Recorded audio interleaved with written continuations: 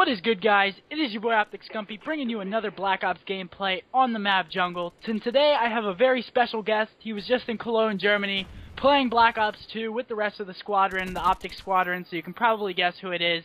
What is up? Introduce yourself. What's up, guys? It's Rambo. My boy Scumpy was kind enough to get me into one of his videos, and hopefully I can help you guys with some Black Ops 2 intel today. Yeah, and that's exactly what we're here to do today. We're going to be answering questions of my own and questions of my subscribers on Twitter. Make sure you follow our Twitters. They'll be in the description below. But we wrote up some questions, and we're going to have them answered from a very credible source, as he was just there playing the game. The first question that I have for you, Ray, is how do nades compare from Modern Warfare 3 over to Black Ops 2? Well, the noticeable difference is I think it's kind of like the strength for length of nades you can throw. So obviously grenades on Modern Warfare 3 don't really kill you that much. They more like weaken you. If you're already weak, they'll eventually kill you. But in Black Ops 2, they're definitely stronger. They're definitely back to, I guess you can compare it to Black Ops 1 nades. They definitely, if you're in the radius of the nade, they're definitely going to kill you. Mm-hmm. But the strength of throwing nades over buildings and all that stuff, I think we've kind of saw the end of the days for that. Possibly like in short distance, but like over a far distance, throwing grenades is not viable anymore. So we don't have any Tom Brady or Kobe Bryants in the game anymore. We just got some shitty throwers. We won't be hearing you saying Kobe that much anymore. That's not good. I love saying Kobe. But the next question is, well, it's more of a description thing. It's describe the Pick 10 class system. Okay, so mainly Pick 10 is the new perk system. The way it normally works is where you have one choice for perks, so you pick one tier 1, tier 2, tier 3, one secondary, one primary, and then your equipment, which was one nade or whatever, and then the stuns or whatever. So the way it works now is you can sacrifice whatever you want to have more of something else. So you still have all the perks, the tier perks. So you have 1, 2, 3, both your stuns, well, not stuns, but tactical.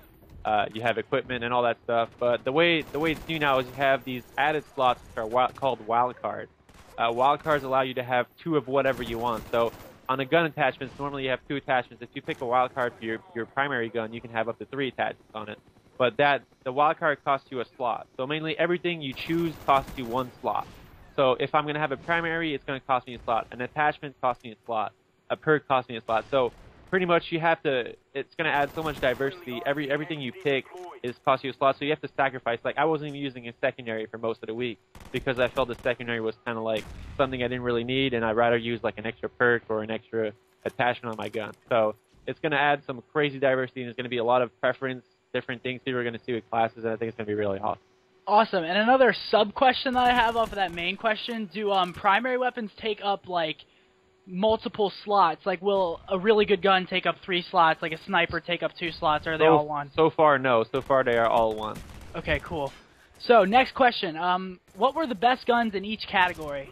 I think it's a bit of a preference. The submachine gun, in my opinion, was the MSMC or whatever it was called. It was kind of comparable to the 74U, but then again, you had certain attachments that made the M7 really good. Like rapid fire and a laser sight thing that's pretty much setting. We'll go into that a bit later, but hell yeah. There's different things about the guns that kind of made, like, they were pretty balanced in general so far. Obviously, this is only alpha build whenever we talk about this, so this is not the actual game we played. I'm pretty sure I saw a Vector in some of the videos, and the Vector was not actually in the build that we played, so I'm sure there's going to be a few guns we haven't played with yet that are going to be added to the game.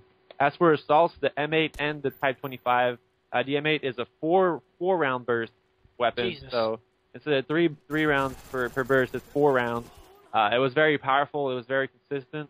The Type 25 was kind of like comparable to the FAMAS, but the recoil on it was pretty minimal. So that gun was also really good. In snipers, snipers were all right in the game. They were really hard to use, and they were a bit inconsistent as far as killing. You got a lot of hit markers with them. But the ballista was definitely a lot of fun because you can use that the iron sight. Which was crazy fun. Like, I had so much fun playing with that. Hell yeah.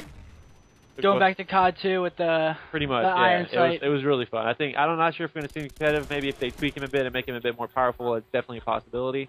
As far as light machine guns, I didn't really get into that, to be honest. Not really a big light machine gun fan. Shotguns, you had the 8070 or whatever. 870 was the pump machine, the bolt Pump action. machine, yeah. Pump machine, yeah.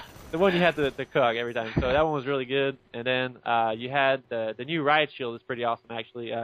You can use mainly riot shield is kind of like your secondary, but you can plant it in the ground and use your primary after. So it kind of gives you like something covered, something that we could see in competitive play. You never know, maybe for search, give you extra cover in certain situations. You never know. All right, this question comes from DS_Munzo on Twitter, and he asked, what was the game mode that you had the most fun playing? I think the newest game mode, Hardpoint, is pretty comparable to King of the Hill in any other games.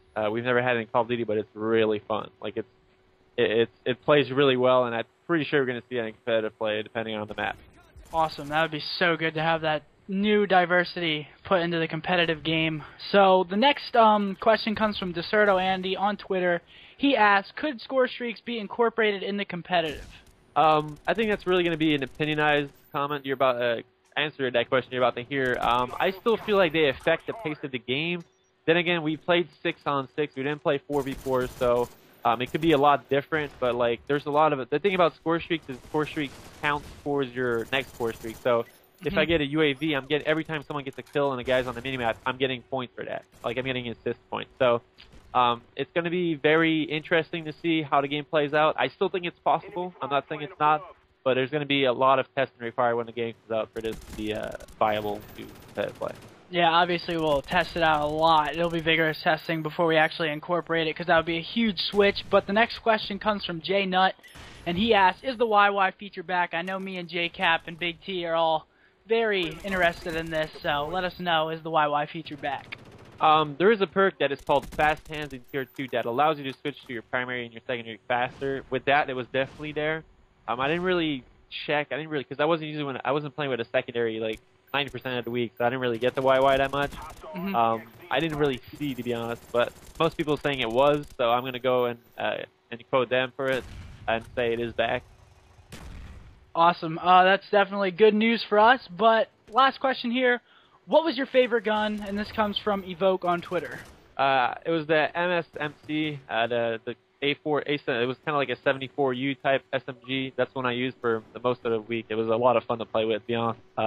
It was kind of like a mid-range. It wasn't like, it didn't have a high fire rate, but it was kind of like you could do pretty much everything SMG-like type gun. Awesome. Well, that is the last question. We're going to have to make this a two-part video, as there is a lot of leak knowledge that can be put out to the public, as a lot of it was shown. But any closing words that you would like to say, Ray? Thanks for having me. Hope you guys can follow me on YouTube and Twitter as well. My YouTube channel is probably going to be in the description below, but it's Rambo Esports. I'll be doing a lot of in-depth details of all my knowledge of the game so far, and I hope you guys have a good day. Yep, and that will be it, guys. Thank you, as always, for watching the video. If you did enjoy it, leave a like and a favorite. It really helps us out. Hope you enjoyed this. There will be another part to it, and take it easy, guys.